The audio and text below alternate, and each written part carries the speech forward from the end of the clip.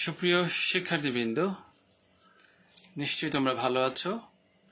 আবারও চলে আসলাম তোমাদের সাথে অনলাইন ক্লাসে। আজকের এই অনলাইন ক্লাসে আমি তোমাদের সাথে আছি মামুনুর রশিদ, প্রভাষক, ইসলামী ইতিহাস ও সংস্কৃতি বিভাগ, ঢাকা কলেজ, ঢাকা। প্রিয় শিক্ষার্থীবৃন্দ, গত ক্লাসটিতে আমরা কথা বলেছিলাম, আমরা আলোচনা করেছিলাম যে প্রাক ইসলামী যুগে আরবদের সামাজিক ও সাংস্কৃতিক অবস্থাটি কেমন ছিল। যে গত ক্লাসে আমরা দেখেছিলাম যে সমাজ জীবন একটি কলুষিত সমাজ ব্যবস্থা ছিল, কলঙ্কিত ছিল, একটি নৈতিক অবক্ষয় ঘটেছিল সেই সমাজ ব্যবস্থাটাতে। আর সাংস্কৃতিক অবস্থা দেখেছিলাম যে প্রাক ইসলামী আরবদের যে সাংস্কৃতিক অঙ্গনের যে অর্জনগুলো ছিল, তাদের কবিতা, তাদের ভাষা, তাদের বাগ্মিতা প্রভৃতি বিষয় কিন্তু আমরা গত ক্লাসটিতে আলোচনা করেছিলাম। ঠিক এরকম একটি পরিস্থিতিতে প্রাক ইসলামী যুগে আরবদের সমাজ, রাজনৈতিক, অর্থনৈতিক, ধর্মীয় একটা নিগৃহীত বা নিমজ্জিত একটি অন্ধকারাচ্ছন্ন সমাজ ব্যবস্থার মাঝখানে কিন্তু পৃথিবীতে আল্লাহ রাব্বুল আলামিন একজন মহামানবকে পাঠালেন। যে মহামানবটি হচ্ছেন প্রফেট মহানবী সাল্লাল্লাহু আলাইহি ওয়াসাল্লাম। এই মহামানবের জীবনকাল নিয়ে কিন্তু আজকে আমরা আলোচনা করব। যে মহানবী সাল্লাল্লাহু আলাইহি ওয়াসাল্লামের জীবনকালকে আমরা কিন্তু আলোচনা করব যে তিনি কোথায় জন্মগ্রহণ করেছেন, তিনি কোন বংশে জন্মগ্রহণ করেছিলেন, তিনি পৃথিবীতে এসে তার জীবন ব্যবস্থাটাকে কয়টি ভাগে বিভক্ত করা যায়, আমরা সেইভাবে কিন্তু আজকের আলোচনা করবার চেষ্টা করব।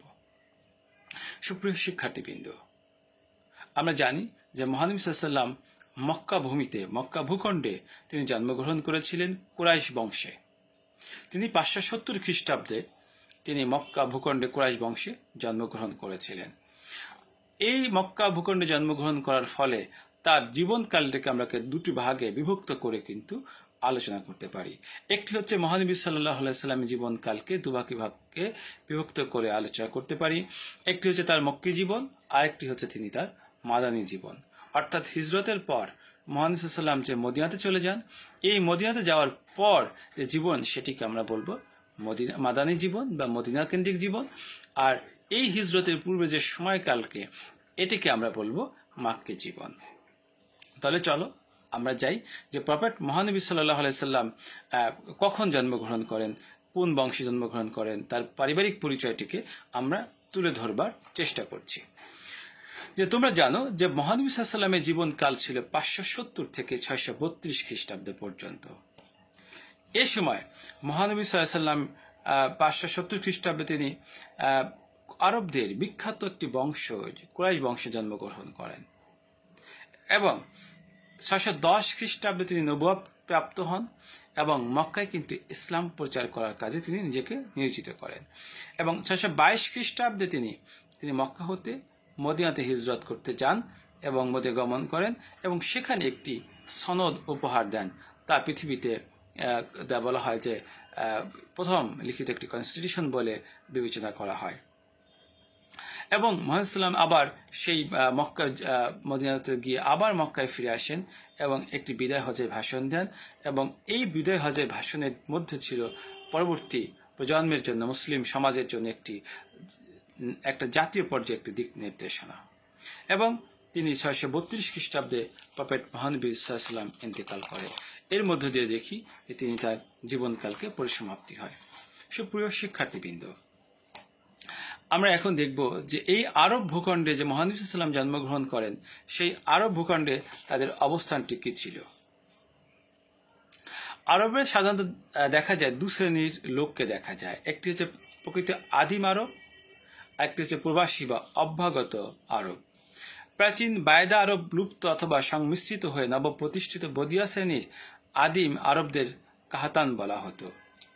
তো এভাবে একটি ধারাবাহিকতা আমরা দেখি যে হযরত ইসমাইলের বংশধরগণই কুরাইশ নামে কিন্তু পরিচিত ছিল। তারা মক্কায় কাবা গৃহের রক্ষণাবেক্ষণের দায়িত্বপ্রাপ্ত ছিল। আমরা এখন দেখি যে মহানবী সাল্লাল্লাহু আলাইহি ওয়াসাল্লাম যে বংশে জন্মগ্রহণ করেছেন, সেই বংশের উৎপত্তিটা কিভাবে হয়েছিল। হযরত ঈসা আলাইহিস সালামের জন্মের বহু পূর্বে হযরত ইসমাইল আলাইহিস সালামের বংশীয় আদনান প্রসিদ্ধ মক্কা নগরে বসতি স্থাপন করেন। তারই ঔরসজাত পুত্র মাআদ বা মাআদের পুত্র ফিহর এ বংশের একজন প্রভাবশালী ব্যক্তি। ফিহরের কিন্তু অপর নাম ছিল কোরাইশ। পরবর্তীকালে এই কোরাইশের নাম অনুসারেই এই বংশের নামকরণ হয়ে থাকে কোরাইশ বংশ। তোমরা ক্লিয়ার কিনা বিষয়টি? আমি আবার বলছি যে ঈসা আলাইহিস সালামের জন্মের বহু বছর পূর্বে হযরত ইসমাইলি বংশীয় আদনান প্রসিদ্ধ মক্কা নগরীতে বসতি স্থাপন করেন।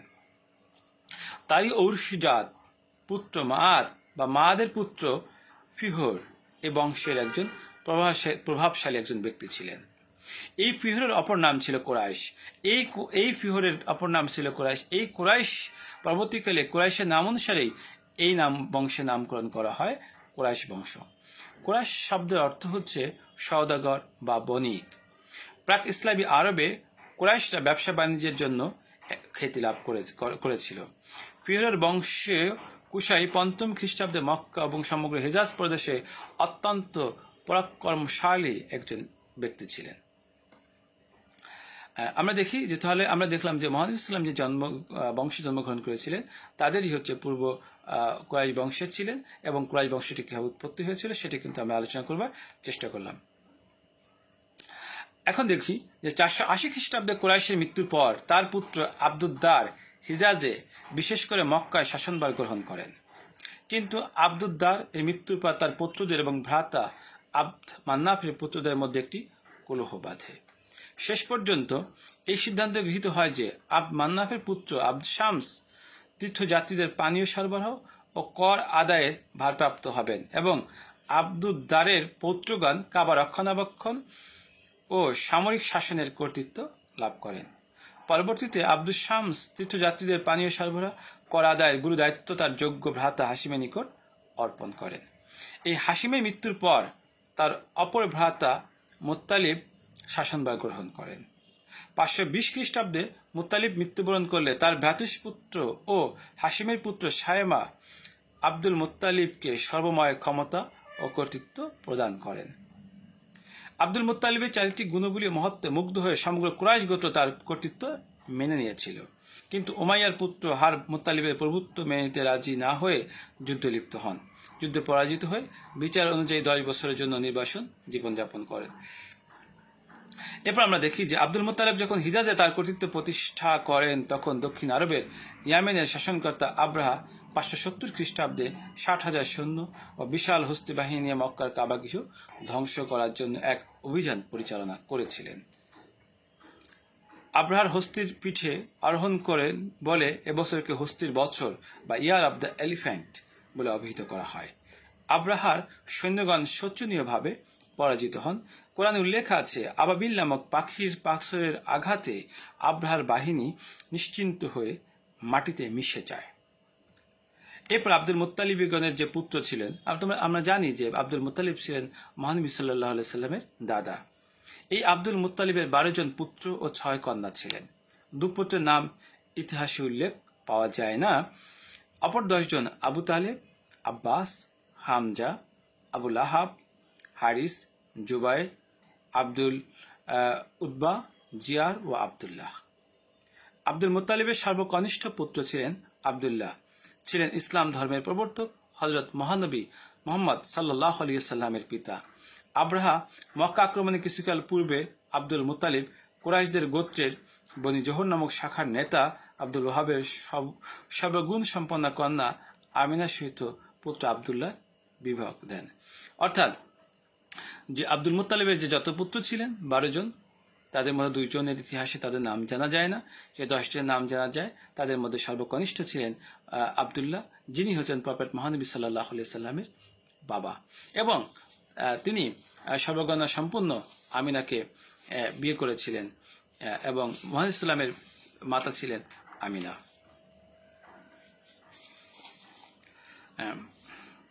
আমরা এখন জানবার চেষ্টা করব যে মহানবী সাল্লামের বাল্য ও মক্কা জীবন। হযরত মহানবী সাল্লাল্লাহু আলাইহি সাল্লাম, আমরা আগেই বলেছি যে মহানবী হযরত মুহাম্মদ সাল্লাল্লাহু আলাইহি সাল্লাম 570 খ্রিস্টাব্দে 29 আগস্ট 12 রবিউল আউয়াল সোমবার ইসলাম ধর্মের প্রবর্তক ও বিশ্ব মানুষের আশীর্বাদ হযরত মহানবী সাল্লাল্লাহু আলাইহি সাল্লাম মা আমিনার গর্ভে ভূমিষ্ঠ হন। দাদা আব্দুল মুত্তালিব পিতৃহীন ও নবজাতকের নাম রাখলেন মুহাম্মদ, যার অর্থ হচ্ছে প্রশংসিত, এবং স্নেহময়ী মাতা আমিনা নাম রাখলেন আহমদ, প্রশংসাকারী। এই দুটি নাম কিন্তু পবিত্র কুরআন শরীফে পাওয়া যায়। হযরত মহানবী সাল্লাল্লাহু আলাইহি ওয়াসাল্লামের পিতা আব্দুল্লাহর মৃত্যু। আব্দুল্লাহ বিবি আমিনাকে বিবাহ করে কিছুদিন মক্কায় অবস্থানের পরে বাণিজ্যের উদ্দেশ্যে সিরিয়া চলে যান। আমিনা তথা মুহাম্মদ সাল্লামের মাতা তখন গর্ভবতী ছিলেন। সিরিয়া হতে ফেরার পথে মদিনায় পৌঁছে আব্দুল্লাহ অসুস্থ হয়ে পড়েন এবং মাত্র 25 বছর বয়সে মদিনাতে মৃত্যুবরণ করেন। মৃত্যুর সময় তিনি 5টি উট, কিছু সংখ্যক ছাগল, ভেড়া এবং উম্মে আয়মান নামক একজন দাসী রেখে যান। আব্দুল্লাহ মৃত্যুতে মুত্তালেব ও আমিনা উভয়ে শোকে মুহ্যমান হয়ে পড়েন। এই আব্দুল্লাহ ছিলেন মহানবী সাল্লামের পিতা এবং আমিনা ছিলেন মহানবী সাল্লামের মাতা। মহানবী সাল্লাম যখন জন্মের পূর্বে কিন্তু তার বাবা আব্দুল্লাহকে হারিয়েছিলেন। আমরা দেখি অভিজাত আরবের প্রথা অনুসারে জন্মের 2 সপ্তাহ পর শিশু মোহাম্মদ বিন সাদ গোত্রীয় ধাত্রী বিবি হালিমা নিকট লালন পালনের জন্য চলে যান। হালিমা গৃহে থাকা অবস্থায় নানা অলৌকিক ঘটনার সূত্রপাত হয়। এ প্রসঙ্গে ঐতিহাসিক ওয়াটসন, যিনি মোহাম্মদ এট মাক্কা একটি গ্রন্থ লিখেছেন, সেই গ্রন্থে তিনি বলেছেন যে এই সময়ে 2জন ফেরেশতা মহানবী সাল্লামের বক্ষ বিদীর্ণ করে তার আত্মাকে শুদ্ধিকরণ করেন। দীর্ঘ 5 বছর অবস্থান করে বনু সাদ গোত্রের তত্ত্বাবধানে বিশুদ্ধ আরবি ভাষায় তিনি মনের ভাব প্রকাশ করার ক্ষমতা অর্জন করেন। মাতা আমিনার এরপরে মহানবী সাল্লামের মাতাও ইন্তেকাল করলেন। 6 বছর বয়সে মহানবী সাল্লামের মাতা আমিনা নিকট ফিরে আসেন।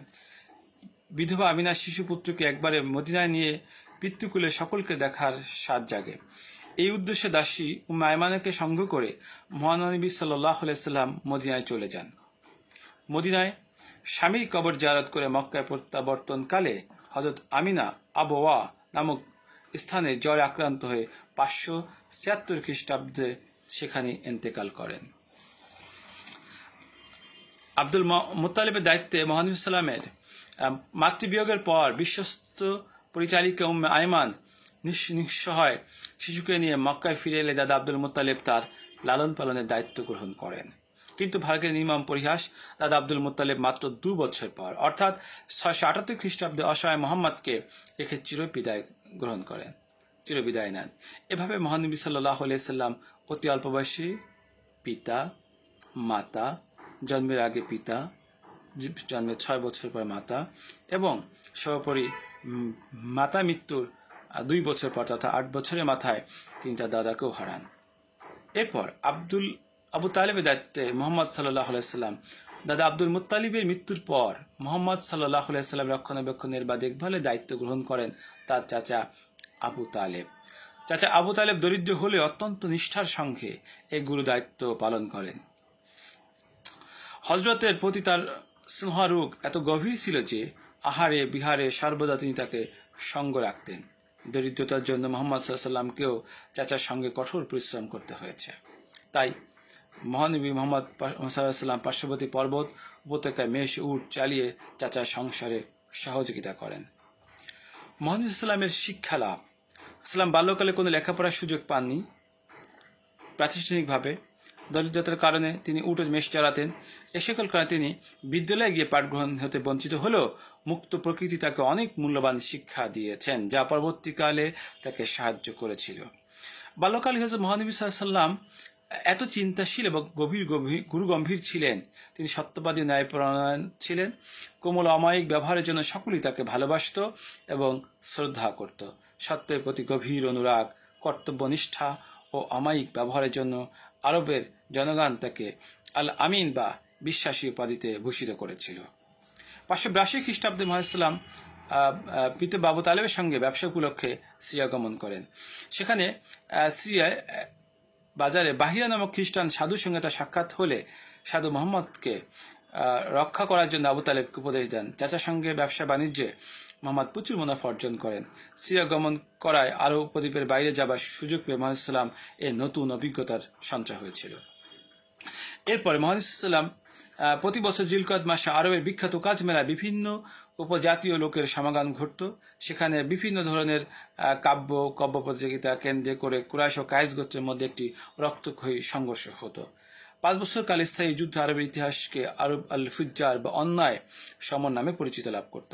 পবিত্র এই মাসে রক্তক্ষয়ী যুদ্ধ আরম্ভ হয় বলে একে অপবিত্র যুদ্ধ বলা হয়। হযরত মুহাম্মদ সাল্লাল্লাহু এই যুদ্ধের প্রত্যক্ষ দর্শক। তিনি মনে করেছিলেন যে শান্তি দেবার লক্ষ্যে একটি সংগঠন তিনি তৈরি করেন, যার নাম দিয়েছিলেন হিলফুল ফুজুল।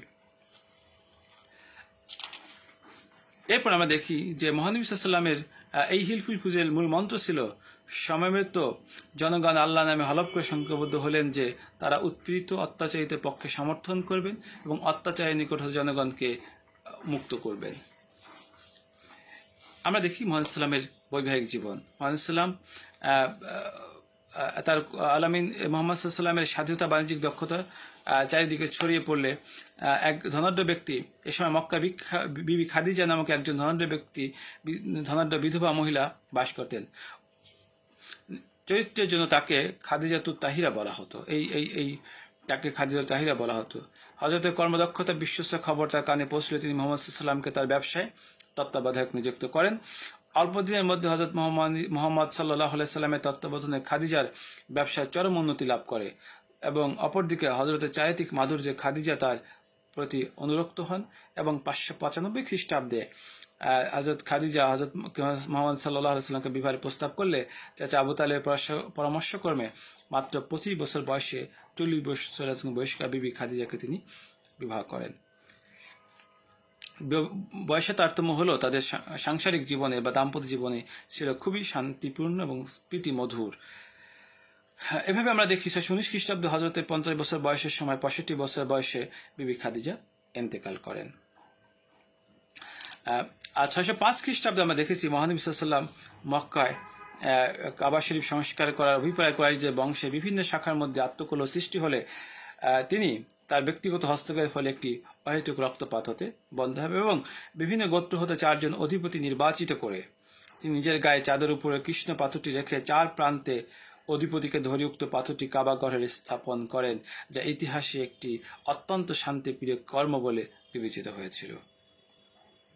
এবং আমরা জানি যে এরই মধ্যে 610 খ্রিস্টাব্দে মুহাম্মদ সাল্লামকে আল্লাহ ওহী নাজিল করেন এবং নবুয়ত প্রাপ্ত হন এবং সেখানে তিনি জিবরাইলের সম্মুখে আবির্ভূত হয়ে তাকে বলেন, ইকরা বিসমি রাব্বিকাল্লাযী খালাক, হে রাসূল আপনি পড়ুন আপনার প্রভুর নামে যিনি আপনাকে সৃষ্টি করেছেন।